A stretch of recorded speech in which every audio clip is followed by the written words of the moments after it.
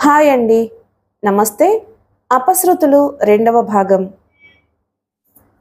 ఒక వారంలో తను సెలక్షన్ కావడం, ఆ ఊరి కాలేజీలో లెక్చరర్గా చేరడం యాంత్రికంగా జరిగిపోయాయి. ఈ శుభవార్త తెలిసిన రంగనాథం వచ్చి తన సంతోషాన్ని వ్యక్తపరిచి కోడల్ని అభినందించి వెళ్ళిపోయాడు.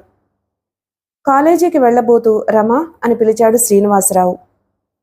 తొందరగా అంటే కాలేజీ విడవగానే వచ్చేస్తారు కదూ, ఇవాళ నుంచి నైట్ డ్యూటీ అంది రమ్మ అతని దగ్గరగా వస్తూ.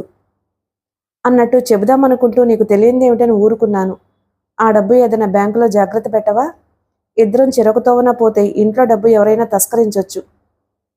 ఆ జాగ్రత్తగా పెట్టాను తడబాటుగా అంది రమ్మ. ఆంధ్ర బ్యాంకులో నీ అకౌంట్ ఉందన్నావు, ఏ బ్యాంకులో వేశావు? ఆంధ్ర బ్యాంకులోనే. మీ టైం అయిపోయిందే అంది వాచ్ చూసుకుంటూ. ఎందుకో పక్కున నవ్వింది. మరి వెళ్తాను అంటూ గబగబా వీధిలోకి వచ్చాడు శ్రీనివాసరావు, తాను నవ్వుకుంటూ. వచ్చిన 10 రోజులైనా గమనిస్తున్న మౌనంగా తనను తాను నిగ్రహించుకున్న శ్రీనివాసరావు నైట్ డ్యూటీకి వెళ్ళేటప్పుడు ఇంత చలిలో అంత పల్చని చీరలేమిట్రమా, చేతులు కాస్త పొడుగ్గా ఉన్న చోడీలైతే బాగుంటాయి అన్నాడు సాధ్యమన్నంత సౌమ్యాన్ని గొంతులో నింపుకుంటూ. అతని వైపు ఒకసారి చూసి జోడు తొడుక్కుంటూ మౌనంగా ఉండిపోయింది రమ. డ్యూటీ నుంచి తిరిగొస్తున్న రమ ఆఫీస్ దగ్గర చేతులు కట్టుకు నిల్చున్న శ్రీనివాసరావును చూసి ఆశ్చర్యం, సంతోషం, తృప్తి, ఎన్నో సద్భావాలు అతనిపై ముప్పిరుగొనగా, నాకు అలవాటేగా, ఎందుకొచ్చారు నిద్రపాడు చేసుకుని అంది అతని భుజం మీద చెయ్యి వేసి అతనితో నడుస్తూ. నీకెందుకొచ్చిన యాతన రమ, రిజైన్ చెయ్యి అన్నాడతను. నేనెప్పుడూ ఉద్యోగం మానేయాలనుకోవడం లేదు ఆమె జవాబు. అర్ధరాత్రి నడి రోడ్డు. ఆమెతో ఇంకేమీ మాట్లాడాలనిపించలేదు అతనికి. రమ నైట్ డ్యూటీకి వెళ్తే ఆమె తిరిగొచ్చే వేళకు విధిగా ఆమె ఆఫీస్ వైపు వెళ్తాడు శ్రీనివాసరావు. రంగనాథం డబ్బు దుబారా చేయొద్దని, ఇంకా ఎలా సంసారం పొదుపు చేయాలో ఉత్తరాలు రాస్తున్నాడు. రమ స్నేహితులు నలుగురు, రమ వయసు వారిద్దరూ, ఆమె కన్నా 2-3 ఏళ్లు పెద్దవాళ్ళిద్దరూ వచ్చారా రోజు. నవ్వుతూ ఆప్యాయతగా ఆహ్వానించింది. శ్రీనివాసరావుని పరిచయం చేసింది వారికి రమ. నీ లెటరు శుభలేఖ అందాయి, రాలేకపోయాం అంటూ ఆమెకు ఓ దంతపు బొమ్మ, లెదర్ బ్యాగు బహుమతిగా ఇచ్చారు వారు. వారికి కాఫీ, టిఫిను పెట్టి ఎన్నెన్నో తమ కాలేజీలో చదివిన రోజుల దగ్గర నుంచి ఆ రోజు వరకు ఎన్నో జరిగిన సంగతులు ఫ్రీగా నవ్వుతూ మధ్య మధ్య చలోక్తులు, కవ్వింపులు. శ్రీనివాసరావు ఊనికే గుర్తించకుండా మాట్లాడుతున్న రమవైపు చురచురా చూసి బాత్రూంకి వెళ్లాలనే నెపంతో అక్కడి నుంచి తప్పుకున్నాడు శ్రీనివాసరావు. వాళ్ళు గడప దిగిన క్షణంలో ఉండమనలేకపోయావా ఈ రాత్రికి? వ్యంగ్యంగా కసిగా అన్నాడు శ్రీనివాసరావు. సరదాగా సినిమాకి వెళ్దాం ఉండండి అన్నాను, కానీ ఏవో పనులున్నాయట. పరధ్యాసగా అతని గొంతు పసిగట్టని రమ అంది. 4 క్షణాలు ఎలా మందలించాలి, ఈమె స్వేచ్ఛ ఎలా అరికట్టాలి అనే ఆలోచనలో శ్రీనివాసరావు కాఫీ, టిఫిను చేయడంలో రమ మౌనంగా ఉండిపోయారు. మా బంధువుల్లో చాలామంది చదువుకున్న అమ్మాయిలున్నారు, కానీ నీలా ఇంత స్వేచ్ఛగా ఆడా మగా తేడా లేనట్లు, కుమారి శ్రీమతి ఇద్దరి వ్యక్తిత్వంలో తేడా ఉండదన్నట్టు ప్రవర్తించరు అన్నాడతను. మా బంధువుల్లో చాలామంది చదువుకుని ఉద్యోగం చేసి స్త్రీలను పెళ్లి చేసుకున్నారు, కానీ పురాణయుగం నాటి పురుషుల్లా భార్యకి కాయిదాలు పెట్టరు అందామె కొంటిగా. ఒకటి అడుగుతాను, సమాధానం చెప్పు. నేను మరొక స్త్రీతో సంబంధం పెట్టుకుంటే నీకు ఎలాంటి బాధ, అభ్యంతరము ఉండవు కదా? అంటే? ఆమె కనుబొమలు ముడిపడ్డాయి. నువ్వలా మగవాళ్లతో చనువుగా మాట్లాడడం నాకు కష్టంగా ఉంటుంది. ఇంకా చెప్పాలంటే నీ ఉద్యోగం, నీ ఫ్రెండ్స్, నీ ఫ్యాషను ఏవీ నాకు నచ్చటం లేదు. నువ్వు మారాలి, మారి తీరాలి. మన మధ్య పొరపచ్చాలు రాకుండా ఉండాలంటే 6 నెలలై సహిస్తున్న శ్రీనివాసరావు గబగబా అనేసి తేలిగ్గా నిట్టూర్చాడు. తన స్వార్థం కోసం, తన సంతోషం కోసం ఒకరి ఇష్టాలు, అభిరుచులు చంపేవారంటే నాకు అసహ్యం. కాలేజీ, ఇల్లు తప్ప బయట ప్రపంచమే అక్కర్లేని మీరు ఎలా పుట్టారో నా కోసం.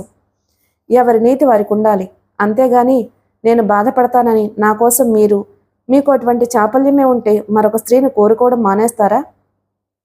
అలా బెదిరిస్తే భయపడేదని మాత్రం కాదు. వచ్చే కోపాన్ని, అసహనాన్ని అణుచుకుంటూ అంది రమ. తాను కోరుకున్నది తన మాటకు విలువిచ్చి తన అభిప్రాయాన్ని మన్నించే భార్య కానీ, సూటిగా లెంపవాయించినట్లు జవాబు చెప్పే భార్య కాదు. మగవారితో వినయంగా 1-2 మాటలు మాత్రమే మాట్లాడి తలుపు వెనక్కి తప్పుకునే భార్య కానీ, చర్చలు, మీమాంసలు వేసుకుని పగలబడి నవ్వే భార్య కాదు. 'ఆ' 'అలసి వచ్చిన తనకి ఆదరంగా పరిచర్యలతో రుచికరమైన భోజనంతో, 'సూటిగా లెంపవాయించినట్లు జవాబు చెప్పే భార్య కాదు. మగవారితో వినయంగా 1-2 మాటలు మాట్లాడి తలుపు వెనక్కి తప్పుకునే భార్య కానీ, చర్చలు, మీమాంసలు వేసుకుని పగలబడి నవ్వే భార్య కాదు. 'అలసి వచ్చిన తనకి తృప్తిపరిచే భార్య కానీ, తాను గడపలో కాలుపెట్టగానే డ్యూటీకో ఫ్రెండ్స్ ఇంటికో వెళ్ళిపోయే భార్య కాదు. నయాన్నో భయాన్నో ఆమెను మార్చగలడనే గుండె నిబ్బరం క్రమంగా కరిగిపోగా నిరాశ, నిస్పృహ, ఆమెపై అసహ్యం, కసి పేరుకున్నాయి అతని హృదయంలో. కానీ అందమైన రమ అతని దగ్గర చేరగానే కాదనలేని దౌర్బల్యం. అదే అదే తాను నిగ్రహంగా ఉండాలి అనుకున్న శ్రీనివాసరావు మౌనంగా రమ పట్ల ముభావంగా ఉండిపోయాడు వారం రోజులు. అతని ముభావం చిరాకు గ్రహించిన రమ అన్నంలో నెయ్యి వేస్తూ, వారం రోజులే అదోలా ఉంటున్నారు, ఒంట్లో ఏమన్నా సుస్తీయా మామూలుగా ప్రశ్నించింది. అతను మౌనంగా ఆమె వైపు ఒకసారి చూసి తల వంచుకుని గబగబా అన్నం తినసాగాడు. మిమ్మల్ని మాట్లాడాలని లేదా నవ్వుతూ అడిగింది. పరుషంగా మాట్లాడి ఒకరినొకరు నొప్పించుకునే కన్నా మౌనం మంచిది కదూ. నా మాటలకి మీరు నొచ్చుకుంటున్నారా? స్కూల్ ఫైనల్ చదివేదాకా అమ్ముంది, పియూసీ అయ్యేదాకా నాన్నున్నారు. వాళ్లతో నిస్సంకోచంగా మీతోలానే మాట్లాడి వాదించేదాన్ని. ఇప్పుడు బామ్మ నేను పోట్లాడుకుంటుంటాం, కానీ నా మీద ఎవ్వరూ కోపం తెచ్చుకోలేదు. వాళ్ళందరికన్నా నా దృష్టిలో ఎక్కువ మీరు. నా మాటలు మిమ్మల్ని నొప్పిస్తున్నాయా? నా మాటలు ఖాతరు చేస్తున్నారా? నా మీద కోపం తెచ్చుకుంటున్నారా? వద్దండి. మనసులో తోచిన మాట అనేయడం, ముక్కుకు సూటిగా పోవడం నాకు అలవాటు. పోనీ నా ఫ్రెండ్స్ ఎవరన్నా నాతో అసభ్యంగా మాట్లాడుతున్నారా? చలించే గొంతుతో ప్రశ్నించింది రమ. అలా మాట్లాడితే చాపి చెంపచెవులు మూసేవాణ్ణి. కానీ ఆలోచించు, అమ్మ, నాన్న, బామ్మ, భర్త అందరి దగ్గర ఒకలా మసలడం బాగుండదు. మాట ఖాతరు చెయ్యాలి, చేస్తాను. అలాగే నా మాట నువ్వు ఖాతరు చేయాలి. గబగబా చెయ్యి కడిగి లేచాడతను. పసిపిల్ల అతని పక్కన చేరింది. అతని స్వభావం అర్థం కాని రమ్మ ఆ రాత్రి ఇంకా లోకజ్ఞానం అట్టే తెలియదు అనుకుంటూ ఆమెను దగ్గరకు తీసుకున్నాడు శ్రీనివాసరావు. పెళ్ళయి నిస్సారంగా అర్ధరహితంగా దొర్లిపోతున్న కాలం అది. చాలాసార్లు ఏదో రకంగా ప్రతిరోజు ఇద్దరి మధ్య వాగ్యుద్ధాలు జరుగుతూనే ఉన్నాయి. గడిచిన 3 సంవత్సరాల్లో 4 సార్లు వచ్చి వెళ్లిన జానకమ్మ ఎంత చదువుకున్నా డబ్బు తెచ్చేదైతే మాత్రం మగవాణ్ణి అలా ఎదిరించొచ్చా అంటూ ముక్కు మీద వేలేసుకుంది. రంగనాథం కొడుకునే మందలించేవాడు. ప్రావిడెంట్ ఫండ్తో తనఖా భూములు విడిపించి భాగానికిచ్చారు. పెన్షను, పంట గింజలు ఉండగా వారికి కొడుకు డబ్బు అవసరమేమీ లేదు. రమ పల్చని అందమైన చీరలు కట్టకుండా ఉండేందుకు చాలా ప్రయత్నాలు చేశాడు శ్రీనివాసరావు. అలాంటి చీరలు కట్టొద్దని మందలిస్తే ఆమె నిర్లక్ష్యంగా నవ్వేసి మళ్ళీ అవే చీరలు, అవే ముస్తాబు. ఆమె జీతం తన జీతం తానే తీసుకుంటున్నాడు. కొన్నాళ్లయి ఆమె చీరలు కొనే అవకాశం ఉండదని జీతంలో ఇంటి ఖర్చులన్నీ మినహాయించి పాకెట్ మనీ అని ఇద్దరి మొత్తం మీద ఓ 50 రూపాయలు పెట్టెలో ఉంచుకుని మిగతాది బ్యాంకులో వేస్తున్నాడు. 50 దాచిన పెట్టె తాళం రమ దగ్గర, తాను 4 రూపాయలు పర్సులో పెట్టుకుని అతనికి రూపాయి అర్ధ ఇస్తుంటే, 4 రూపాయలు ఈరమ్మా, ఏమైపోతాయి అంటాడతను. చాలండి, కాఫీకి క్యాంటీన్లో నెలకొకసారి ఇస్తారు, డబ్బు ఎక్కువైతే మగవాళ్ళకేమైనా అలవాటు అవ్వచ్చు అని నవ్వేస్తూ అంటుంది రమ. ఆడవాళ్లు చీరలు కొన్నట్టు అంటాడతను కవ్వింపుగా నవ్వుతూ. చీరలు కొన్నంత మాత్రాన ప్రమాదం, నష్టం ఏమీ ఉండదు ఆమె జవాబు. ఇవాళ కాస్త వంట చేయరు, నా ఒంట్లో ఏమీ బాగుండలేదు, బద్ధకంగా ఉంది గునుస్తూ గారంగా అంది రమ్మ. ఆమె మాట వింటూ తెల్లబోయి సర్దుకుని, బద్ధకం వదిలిపోతుందిలే వంట చేస్తే, చేసేయి, మగవాణ్ణి వంట చేయమనడం మర్యాద కాదు, ఆడది సంపాదించడం మర్యాద కాబోలు. నేను నిన్ను డబ్బు సంపాదించమనలేదే. అయితే నేను తెచ్చిన జీతం ఎందుకు తీసుకుంటున్నారు? నీ వల్ల అనుభవించే సౌఖ్యాలేమీ లేవు, కనీసం డబ్బుతోనన్నా తృప్తి పడదామని. అవును, ఏమీ లేవు. మీకు ఎంత చేసి సంతోష పెట్టలేను. క్యారియర్ తెస్తారో వంట చేస్తారో మీ ఇష్టం. మీకన్నా పెద్ద పొజిషన్లో ఉన్న మగవాళ్లే అవసరమైతే వంట చేస్తారు. రమా, హద్దు మీరి మాట్లాడకు. అంటే? అవునులే, నీకు మాటకు హద్దేమిటో అమ్మ, నాన్న, బామ్మ ఎవ్వరూ చెప్పలేదు. నేను చెప్పినా నువ్వు అర్థం చేసుకోలేవు, అర్థం కాదు. ఆమె జవాబు చెప్పలేదు. మౌనంగా ఈజీ చైర్లో కళ్ళు మూసుకుని పడుకుంది. 4 రోజులు క్యారియర్ అన్నం తిన్నారు. రోజు హోటల్ నుంచి భోజనం, డబ్బు దుబారా అనుకున్న శ్రీనివాసరావు వంట ప్రారంభించాడు. అతను వంట చేస్తుంటే అన్నం కలిపినట్టు, ముక్కలు దించినట్లు అతనికి సాయం చేస్తుంది రమ. అలవాటో మరేమిటో ఆమె వంట చేస్తున్నా వెనక ఏదో పని చేస్తున్నాడు శ్రీనివాసరావు. తరువాత రోజుల్లో టైం అయిపోతుంది, చీర కాస్త పిండి. చనోర్మి అరిచినట్లు కసిరాడు శ్రీనివాసరావు. ఓ మగవారు, నవ్వి వెళ్ళిపోయింది రమ. అతని మనస్సు సహించరాని ఓటమితో ఉడికిపోయింది. ఇవాళ బట్టపిండమంది, రేపు కాళ్ళు పట్టమంటుంది. దీని పొగరు. పిల్లి పాలు తోసింది. గతం చెదిరింది చప్పుడుకి. అతనికిప్పుడు ఆమెను మార్చాలనిపించటం లేదు. ఆమెను ఎలా శిక్షించాలి, ఆమెపై ఎలా కసి తీర్చుకోవాలి అనే ప్రతీకార వాంఛ. గతం చదివిన శ్రీనివాసరావు బలంగా కణతలు రుద్దుకున్నాడు. బయట వర్షం జోరు హెచ్చయింది. అతని పెదవులు తడారినట్లయ్యాయి. ఫ్లాస్క్లో కాఫీ గ్లాసులో వంచుకున్నాడు. చప్పగా నులివెచ్చగా ఉంది. తాగాలనిపించలేదు. కసిగా కాలువలో పోశాడు. పెట్టె తాళం రమ తీసుకుపోయింది. అతనికి డబ్బు కావాలి. కప్పు బద్దలు కొట్టి ₹2 జేబులో వేసుకున్నాడు. బయట వర్షం చప్పుడు వినిపిస్తుంది. మరొక రూపాయి జేబులో వేసుకున్నాడు. తలుపు తాళం వేసి వీధి గుమ్మంలోకొచ్చి రోడ్డున పోయే రిక్షా పిలిచి ఎక్కి హోటల్కి వెళ్ళాడు. కాఫీ టిఫిను తీసుకుని ఒక కిళ్ళీ సిగరెట్ పెట్టే కొన్నాడు. మళ్ళీ రిక్షాలో ఇంటికొచ్చాడు. సాయంత్రం 6 గంటలకు వచ్చింది రమ.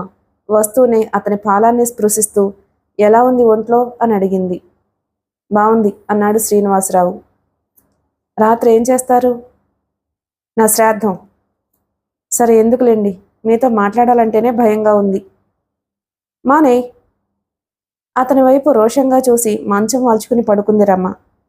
ఆమె తనను బ్రతిమలాడి కాఫీ ఇస్తుందనుకోలేదు, కానీ కాఫీ తాగరాదు అనన్నా అంటుందేమో అనుకున్న శ్రీనివాసరావు ఆమె వైపు కసిగా చూశాడు. 4 రోజుల జ్వరంలో ఒక్కరోజైనా తన కోసం డ్యూటీ మానని రమను యావగించుకున్నాడు శ్రీనివాసరావు. ఆమె గలగలా మాట్లాడుతుంది. అతను ముభావంగా తప్పనిసరిగా కొడతాడు. రోజులు దొర్లిపోతున్నాయి. ఆమె నిర్లక్ష్యం అతనిలో పగ పెంచుతుంది. అతని సహనం నశించిపోతుంది. ఆమె ఫ్రెండ్స్ ఆడా మగ ఫ్రీగా తనున్నా లేకపోయినా ఆమెతో గంటల తరబడి మాట్లాడి నవ్వుతున్నారు. ఓ రోజు రాత్రి మామూలుగా అతని పక్కన బద్ధకంగా ఒళ్ళు విరిచి పడుకోబోతున్న రమతో, నువ్వంటే నాకు చాలా అసహ్యంగా ఉంది రమా, లే నా పక్కన చేరకు అన్నాడు, ఆమెను బలంగా చేతులతో తోసేస్తూ. ఏ ఎందుకని? కొత్తగా ఇదొకటి కూడా వచ్చితే మీలో? దిగువన జారిపడ్డ రమ నవ్వబోయింది. నీ ఫ్రెండ్స్ ఎవరు నా ఇంటికి రావడానికి వీల్లేదు అరిచాడు. మీ ఒక్కరి ఇల్లే కాదు, ఇది నా ఇల్లు కూడా. అంటే ఏమిటి నీ ఉద్దేశం? ఉద్దేశం కాదు, మా ఇంటికి మీరెవ్వరూ రావద్దు అనే సంస్కారం ఇంకా నాలో రాలేదు వ్యంగ్యంగా నవ్వింది. నీ చదువు, సంస్కారం, ఉద్యోగం, ఫ్రెండ్స్, భగవాన్, నాకు ఎలాంటి శిక్ష విధించాడా భగవంతుడు? కాస్త సంస్కారం పెంచుకుంటే ఇవేమీ మిమ్మల్ని బాధించవు. 10 మంది మగాళ్లతో విరగబడి నవ్వడం సంస్కారం అనుకుంటున్నావా? ఎవడి పెళ్ళామన్నా, నీ ఫ్రెండ్స్ పెళ్ళాలు ఎవరన్నా నీలా మాట్లాడుతున్నారా? వారు ఎప్పుడన్నా మన ఇంటికొచ్చారా? నాతో మాట్లాడారా? అసలు ఇంతకీ ఏమిటి మీ సోది? చిరాగ్గా ప్రశ్నించింది రమ. నా మనస్సంతా కలుషితమైపోతుంది రమ. చాలా బాధపడుతున్నాను. చివరిసారిగా చెబుతున్నాను. నీ నడవడి, ఆ ఉద్యోగం, టెలిఫోన్ ఆపరేటర్ 10 మంది మగవాళ్ల మధ్య చేయటం నాకు ఇష్టం కావడం లేదు. చాలా ప్రయత్నించాను. నన్ను నేను ఇంకా అదుపులో పెట్టుకోలేను. మనం భార్యాభర్తలుగా ఓ చోట జీవించాలంటే నువ్వు ఉద్యోగం మానేయాలి. మానేయకపోతే నన్ను ఇలా నిర్లక్ష్యం చేస్తుంటే నిన్ను భార్యగా భరించలేను. ఇటుపైన నువ్వు అనుభవించే ఫలితాలు ఘోరంగా ఉంటాయి. బెదిరిస్తున్నారా ఏ? లేచి నుంచుంటూ అతని వైపు చురుగ్గా చూసింది రమ. బెదిరింపు కాదు, నా మనసులో ఉన్న బాధ వ్యక్తం చేశానంతే. కాకుంటే నా నిశ్చయం చెప్పాను. ఇంకా ఆ బాధ ఎక్కువైతే కొడతారు, తిడతారు. అంతకన్నా ఏం చేయగలరు మీరు? ఏమీ చేయలేనా? చంపేస్తారు. కొట్టి తిట్టి చల్లార్చుకునే కోపం కాదురమ్మా నా గుండెల్లో ఉన్నది, అంతకన్నా ఎక్కువది. నీ చుట్టూ నిన్ను, నీ వ్యక్తిత్వాన్ని మెచ్చుకుంటూ తిరిగే నీ ఫ్రెండ్స్ నీ మొహం మీద ఉమ్మేయాలి. నువ్వు పతితవని, కులటవని లోకం కాకుల్లా పొడిచి నీ అహాన్ని చంపి తింటూ ఉంటే నువ్వు భర్తచాటు భార్యగా వ్యవహరించినందుకు కుళ్ళి కుళ్ళి ఏడవాలి. పోనీ మీ భార్య కులటా పలితా అయినప్పుడు హాయిగా నిద్రపోతారు కాబోలి మీరు అంటూ దబ్బున వేరొక మంచం వాల్చి పడుకుంది రమ్మ. తెలతెలవారుతూ ఉండగా ఒత్తిగిలిన శ్రీనివాసరావు తన పక్కన ఒదిగి పసిపిల్లలా నిద్రపోతున్న రమ్మని కుదిపి దిగువకి తోసి, ఎప్పుడు చేరావెక్కడికి, సిగ్గులేదు అన్నాడు. అబ్బా చచ్చానండి, నాకు నిద్ర పట్టక. ఏం తప్ప అంటూ మంచం ఎక్కి పడుకుంటున్న ఆమె వైపు చిరాగ్గా చూస్తూ, చిచ్చి ఇంకా ఎలా చెప్పాలి, ఏం చేయాలి అంటూ లేచిపోయి వేరే మంచం మీద పడుకున్నాడు శ్రీనివాసరావు. రేపు మా కాలేజీ వాళ్ళం, అంటే లెక్చరర్లు అందరం ఫ్యామిలీస్తో పిక్నిక్కి వెళ్తున్నాం. నువ్వు వస్తావు కదూ? కాలేజీకి వెళ్ళబోతూ అడిగాడు శ్రీనివాసరావు రమని. మేమందరము రేపే వేసుకున్నాం ఆ ప్రోగ్రాం. ఓ, అయితే నువ్వు రావా? ఎలా రాను? చచ్చా, అసలు ఇప్పటికే అందరూ నా గురించి తేలిగ్గా మాట్లాడుతున్నారు. ప్లీజ్ రావాలి నువ్వు కూడా. నాకు కుదరదు. సరే, వెళ్ళిపోయాడు శ్రీనివాసరావు. మర్నాడు ఉదయం శ్రీనివాసరావు లేవకముందే తట్టి లేపి తలుపులేసుకోమని చెప్పి వెళ్ళిపోయింది రమ.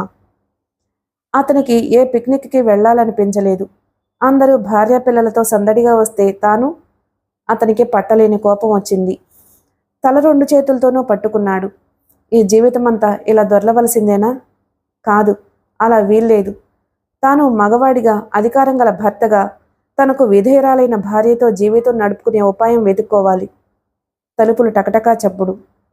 తలుపు తెరిచి కొంచెం కలవరపాటుగా సంతకం చేసి టెలిగ్రామ్ తీసుకుని గబగబా చదివాడు శ్రీనివాసరావు. రమ బామ్మకు సీరియస్గా ఉంది, వెంటనే రమ్మని. బామ్మ పోయి తను వదిలేసి రమ దిక్కులేందవ్వాలి. కసిగా నవ్వుకున్నాడు శ్రీనివాసరావు. రాత్రి 8 గంటలకు ఇల్లు చేరిన రమ, మీరప్పుడే ఎంతసేపు వచ్చారు? కొంటెగా ప్రశ్నించింది. అతను మాట్లాడలేదు. ఎందుకని వెళ్ళినట్టు లేదే? నీకెలా తెలుసు? అడిగాడు ఆమె వైపు చురుగ్గా చూస్తూ. మీ లెక్చరర్స్ మేము అంతా ఓ తోటలోనేగా అరేంజ్ చేశాం. అతని తల మీద పిడుగుపడ్డట్టయింది. రేపు అందరూ తన వైపు ఎగతాళిగా చూసి నవ్వుతారు. ఇంటి కాపున్నావా అని. ఇంకా ఎన్నెన్నో చలోక్తులు విసురుతారు. తన మీద తనకే అసహ్యం వేస్తుంది. మళ్ళీ వాళ్ళ మధ్యకు వెళ్ళకూడదు. నాకేం ఉద్యోగం లేకపోతే జరగదా అనుకున్న శ్రీనివాసరావు ఏదో నిశ్చయానికి వచ్చాడు. కొన్ని క్షణాలు ఏమో ఆలోచించిన శ్రీనివాసరావు నెమ్మదిగా, సౌమ్యంగా, రమా, నాకు కొంచెం డబ్బు కావాలి, ఇస్తావా అని అడిగాడు. నా దగ్గరేముంది? ఆంధ్ర బ్యాంకులో డబ్బు మొన్న మీ నాన్నగారు అవసరమంటే ఇచ్చేశానుగా. ఆ 7,000 అన్నాడు ఆమె వైపు చురుగ్గా చూస్తూ. 7,000 ఎక్కడున్నాయి? మీ నాన్న ఏనాడో తీసుకుపోయారు నవ్వేసింది రమ. ఆనాటి శ్రీనివాసరావు కోపం గుర్తుకొచ్చి. సంతోషం. ఇదిగో వైరొచ్చింది అంటూ ఆమె వైపు ఆ కాగితం విసిరాడు. చదువుకున్న రమ్మ గొల్లుమంది. వెంటనే నాకు కబురెందుకు చేయలేదు అని అడిగింది. అతను మాట్లాడలేదు.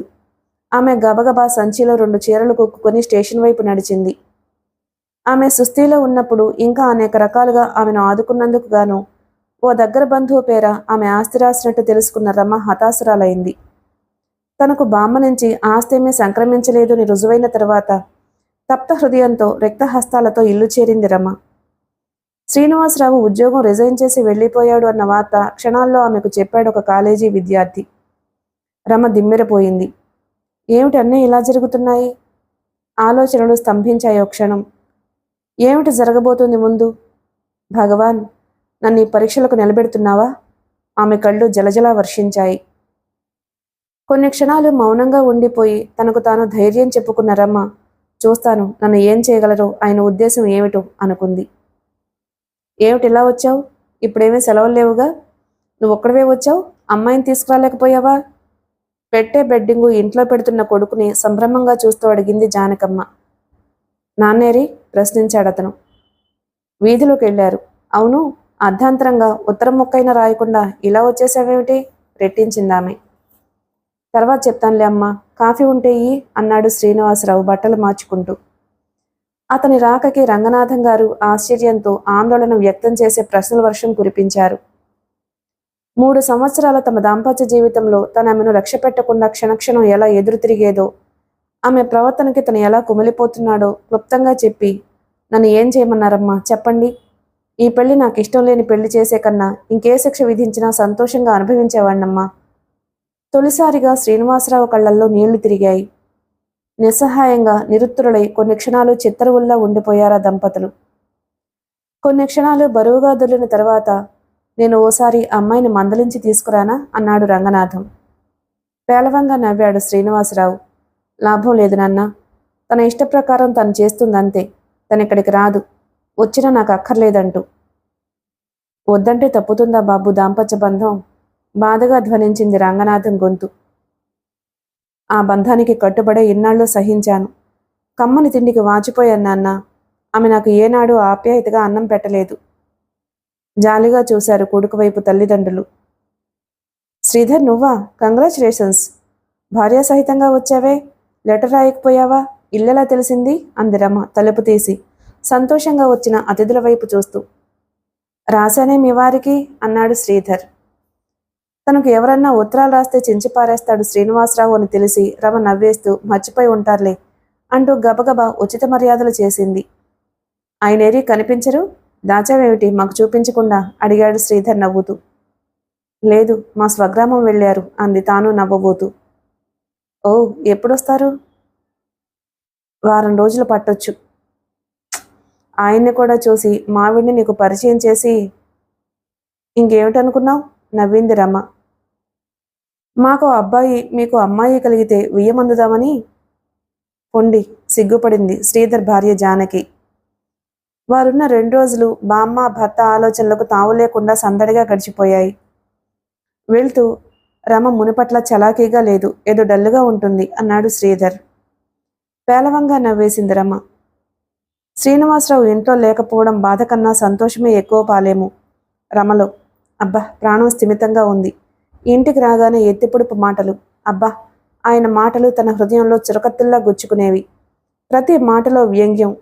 కూర వండడం దగ్గర నుంచి చీర కట్టుకునేదాకా ఆయన ఇష్టాలు నాపై రుద్దబోవడం. చిచి, చదువుకున్నారు. మళ్ళీ ఎంత సంకుచిత హృదయం, ఎంత కుసంస్కార వ్యక్తిత్వం. వెళ్ళని, గాలివాన వెలిసినట్లుంది. నా జీవితానికి ఏదో రిలీఫ్ ఇచ్చినట్లుంది. పెళ్లి చేసుకోకుండా ఉంటే హాయిగా బ్రతికేదాన్ని. ఇంకా ఎన్నో రకాలుగా శ్రీనివాసరావు వ్యక్తిత్వాన్ని యావగించుకుంటూ 10 రోజులు గడిపింది రమ. ఉత్తరమైనా రాయకుండా ఈయన ఉద్దేశం ఏమిటో. ఉద్యోగం వదిలినట్టు భార్యను కూడా వదిలించుకోవాలని కాబోలు. చూస్తాను ఎన్నాళ్ళు ఇలా భీష్మించుకుని మౌనంగా ఉండిపోతారో. నాకేమీ తిండి బట్ట ఈయన ఈయనక్కర్లేదు అనుకున్న రమ మొండిగా రోజులు వెళ్లదీస్తుంది. ఆయన రిజైన్ చేశారట. మరి వస్తుంటారా? ఏం చేస్తున్నారు ఇప్పుడు? ఇలా ఇంకా చనువు తీసుకుని పొరపచ్చాలు వచ్చుంటాయి. రమ, నువ్వు కాస్త తగ్గించుకోవాలి అని మందలించారు కూడా. ప్రశ్నించడంతో పాటు స్నేహితులు హితులు నిర్లక్ష్యంగా నవ్వేసేది రమాదేవి. 2 పాలేర్లను కుదుర్చుకుని సొంత వ్యవసాయం పెట్టాడు శ్రీనివాసరావు. పగలల్లా పొలం పనిలో లీనమైన శ్రీనివాసరావుకి రాత్రి పక్క మీద నడుం వాల్చాక భార్య తను పట్నంలో వెళ్లదీసిన జీవితం గుర్తుకొచ్చేది. తీవ్రంగా, కసిగా, ఉక్రోషంగా ఆలోచనలు దొర్లి ఎలా అన్నా ఆమె నుంచి విడాకులు తీసుకుని ఒక పల్లెటూరి అమ్మాయిని పెళ్లి చేసుకుని తాను కోరుకున్న జీవితం అనుభవించాలి అనే నిశ్చయానికొచ్చి ఏ రాత్రికో నిద్రపోయేవాడు. ఒకరోజు పొలం నుంచి వస్తూనే వంటింట్లో తల్లితో ఎవరిదో కొత్త గొంతు మాట్లాడడం వినిపించి తలుపు చాటు నుంచి వంటింట్లోకి చూశాడు. చప్పున అతని చూపులు అలా నిలిచిపోయాయి కొన్ని క్షణాల పాటు. పచ్చని శరీరఛాయతో బొద్దుగా అందంగా ఉన్న 18 ఏళ్ల అమ్మాయి పీట మీద కూర్చుని మోకాళ్ల మీద తలానించి 2 చేతులు కాళ్లకు చుట్టుకుని జానకమ్మ వేసే ప్రశ్నలకు జవాబు చెబుతుంది. తాను వచ్చినట్లు చిన్నగా దగ్గి అమ్మా పిలిచాడు శ్రీనివాసరావు. వస్తానత్తయ్య. కంగారుగా లేచి నిల్చుంది ఆ అమ్మాయి. ఏం కావలసిన అడిగి తీసుకుపోసేంత. అమ్మతో చెప్పు మొహమాటం వద్దని. తీరిక చేసుకుని రేపోసారి వస్తానులే అంది జానకమ్మ. ఎవరమ్మా అమ్మాయి? హోరు గుర్తుపట్టలేదు? ఎలిమెంటరీ స్కూల్లో పనిచేసేవాడు జగన్నాథం మావయ్య. పోయాడు ఈ మధ్య. అతని కూతురు. ఓ, అతని కూతురు చిన్నపిల్ల అనుకున్నాను. చిన్నదేమిటి నీ బొంద? 6 ఏళ్ళై పెద్ద మనిషి అయింది. మహామహా వాళ్లే చేస్తున్నారు ఆడపిల్లల పెళ్లిళ్ళు చేయలేక. పాపం, తిండి గడవని వాళ్ళు ఎలా చేస్తారు? చాలా మంచి పిల్ల. నాకేవో పనులు సాయం చేస్తూ ఉంటుంది నువ్వు ఇంట్లో లేనప్పుడు. నేను ఇంట్లో ఉంటేయే? అనాలోచితంగా ప్రశ్నించాడు శ్రీనివాసరావు. బావుంది. మనము ఎంత మంచి వాళ్ళమైనా లోకం అనే మాట మానేస్తుందా? ఇప్పటికే శ్రీనివాసరావు పెళ్ళాన్ని వదిలేశాడని ఊరు అట్టుడికి పోతుంది. పోని అనుకోని, నష్టమేమీ లేదు. విసురుగా తన గదిలోకి వెళ్ళిపోయాడు శ్రీనివాసరావు. ఆ రాత్రి భోజనాలయ్యి అందరూ వాకిట్లో మంచాల మీద కూర్చుని మాట్లాడుకునేటప్పుడు అంది జానకమ్మ. అబ్బాయి, నాకు తెలియకడుగుతాను, మరి దాన్ని తీసుకురావా? పోని ఒక ఉత్తరం ముక్కైనా రాశావా అంది. తను రాసిద్దా అమ్మా? తన ఇంటికి తాను రావడానికి నేను తీసుకురావాలా? వద్దమ్మా, ఎప్పుడో ఓ రోజు వెళ్ళి విడాకులు తీసుకుంటాను. నీకు నచ్చిన అమ్మాయిని చూడు, మళ్ళీ పెళ్లి చేసుకుంటాను. నోర్మయ్, కసిరింది జానకమ్మ. తప్పు. ఏవో అభిప్రాయ భేదాలు వస్తూ ఉంటాయి. భార్యాభర్తలన్నాక సర్దుకుపోవాలి. ఏమే, నిన్ను ఎన్నిసార్లు వీధిలో పెట్టి తలుపేశాను? విడిపోయామా అన్నాడు రంగనాథం. చాలండి, మీరు మనుషులే. గతం గుర్తుకొచ్చిన జానకమ్మ అసహ్యంగా చూసింది రంగనాథం వైపు. హాస్యం కాదమ్మా, నిజంగానే చెబుతున్నాను. అది మంచిది కాదమ్మా. గుండెల నిండా ధైర్యం పుంజుకుంటూ తను చేయబోయే పనికి పునాది లాంటి మాట. ధర్మం, న్యాయం విస్మరించి రమ మీద ప్రతీకార వంచి పురిగొల్పగా అన్నాడు శ్రీనివాసరావు. చచా, అవేం మాటలరా? ఇన్నేళ్లు కాపురం చేసి ముక్కు మీద వేలేసుకుని మందలింపుగా అంది జానకమ్మ. ఆడా మగ భేదం లేకుండా ఫ్రీగా తిరగడం నువ్వు చూశావుగా. ఇంకా ఏవో సంబంధాలు ఉండే ఉంటాయి. లేకపోతే 4 నెలలే వచ్చాను. భర్త కాపురం కావాల్సిందైతే కనీసం ఉత్తరమైనా రాసుండాలిగా. లేదమ్మా, ఎలాగో తెగతింపులు చేసుకోవాలి. చనోర్మి, ఆ అమ్మాయికి ఎవ్వరూ లేరు. మంచి చెడు చెప్పేవాళ్ళు లేరు. రేపు నేను వెళ్ళి కేకలేసి తీసుకొస్తానుండు అన్నాడు రంగనాథం. నాన్న, మా వ్యక్తిగత విషయాల్లో మీరు జోక్యం పెట్టుకోకండి చిరాగ్గా అన్నాడు శ్రీనివాసరావు. మీరిద్దరూ సఖ్యంగా కాపురం వెలగబెడుతుంటే అలాగే పోయేదాన్ని. ఇద్దరికిద్దరు, ఆమె అక్కడ నువ్విక్కడ. ఇంతెంత పగలు పెంచుకుంటూ కూర్చుంటే పెద్దవాళ్ళం నోరు మూసుకుని కూర్చోగలమా? 4 చీవాట్లేసి. ఎందుకు? మీకన్నా ఎక్కువ చదివింది మీ కోడలు. తన జీవితం ఎలా వెళ్ళబుచ్చుకోవాలో తెలీదు. వ్యంగ్యంగా నవ్వాడు శ్రీనివాసరావు. చచ్చా, ఒట్టి తెలివి తక్కువదిరా. చదువుకోకపోయినా మీ అమ్మే నయం కాపురం నిలబెట్టుకుంది. కాపురం నిలబెట్టుకుంటుంది. నాకొద్దు నాన్న తనతో కాపురం. చివాలన ఇంట్లోకి వెళ్ళిపోయాడు శ్రీనివాసరావు. అసుర సంచి వేళ అలా నీరసంగా వచ్చిన రమ వైపు జాలిగా చూస్తూ మంచినీళ్ళిచ్చింది జానకమ్మ. ఆమె చేతిలో గ్లాస్ అందుకుంటూ, మీ అబ్బాయి లేరా అత్తయ్య? ప్రశ్నించింది రమ. ఉన్నాడు గదిలో. అమ్మాయి, నాకేమిటో భయంగా ఉంది. వాడు నీ మీద చాలా కోపంగా ఉన్నాడు. ఉద్యోగం మానేసి ఇక్కడ ఉండిపోతానని చెప్పు. ఎలాగో కాపురం నిలబెట్టుకో తల్లి అంది జానకమ్మ.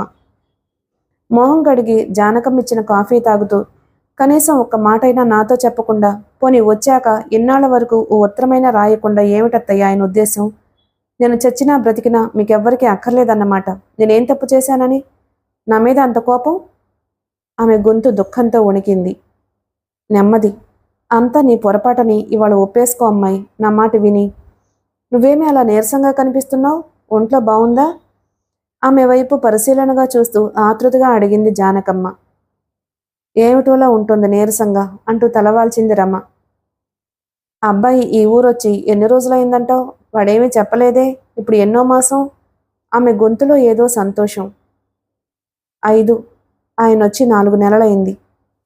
తెలివి తక్కువదానా. ఇద్దరి మధ్య సఖ్యత లేకపోయినప్పుడు ఇలాంటి పరిస్థితులు వాడికి దూరంగా ఉంటావా? వెళ్ళు, వాడేమన్నా ఎదురు వాదించకు హెచ్చరించింది జానకమ్మ.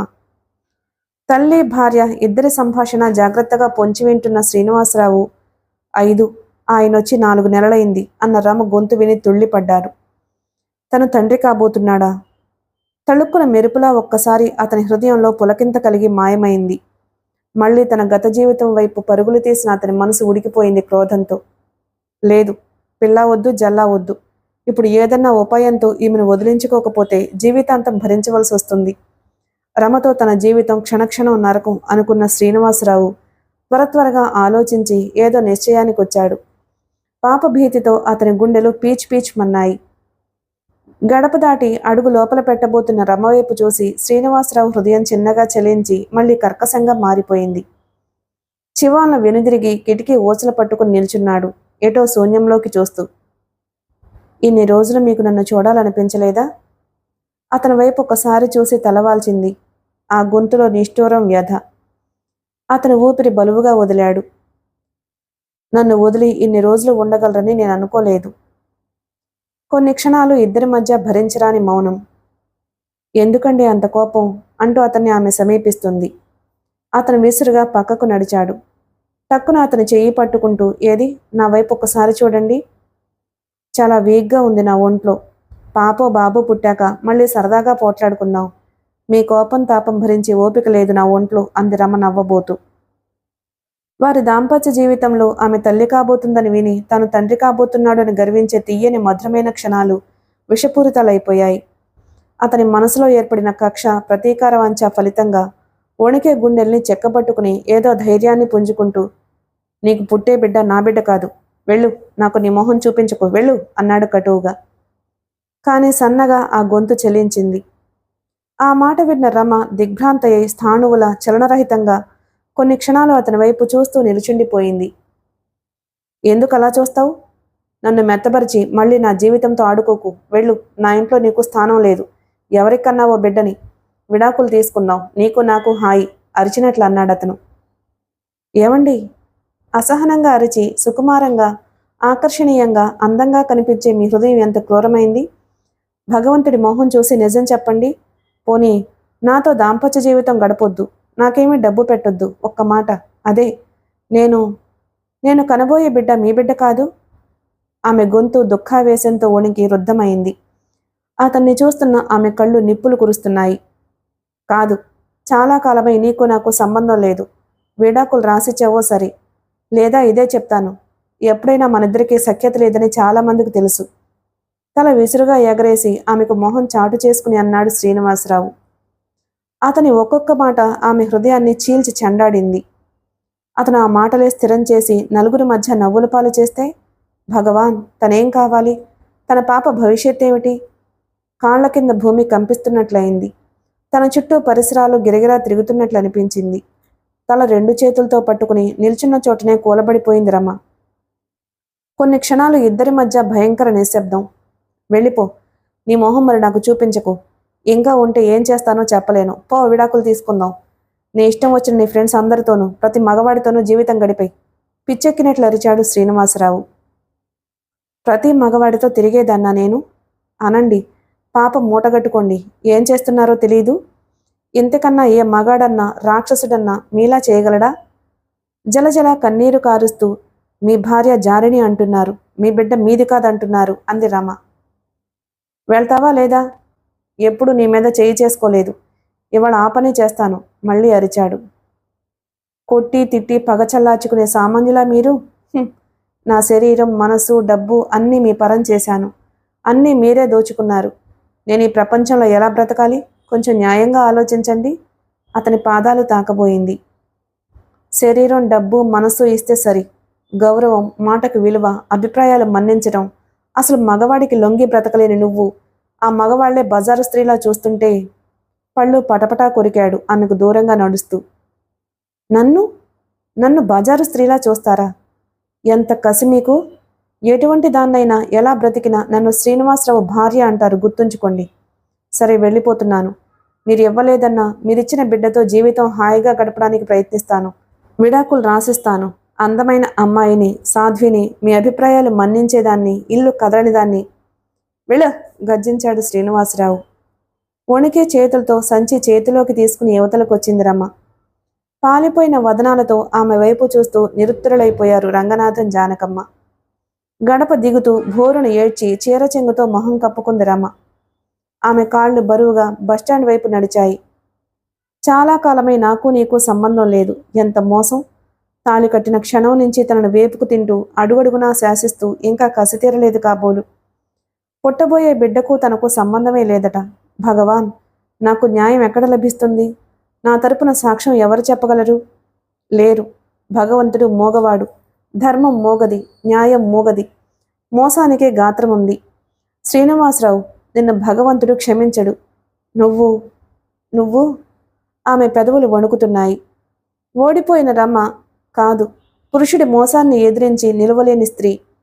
ప్రకృతి అబలకు విధించిన శిక్ష. పగబట్టిన మగవాడికి ప్రకృతి ఇచ్చిన వరం. తాను శ్రీనివాసరావు కాదన్నా ఈ అవును అన్న నిజాన్ని లోకానికి చెప్పలేని అబల. శ్రీనివాసరావు పగపట్టిన తాచు. నా జీవితాన్ని కాటువేసి లోకం దృష్టిలో నన్ను పతితను చేసి నన్ను ఈ విశాల ప్రపంచంలో ఏకాకిగా వదిలి నా బిడ్డను అనామకం చేసి తృప్తిపడుతున్నావు కదూ?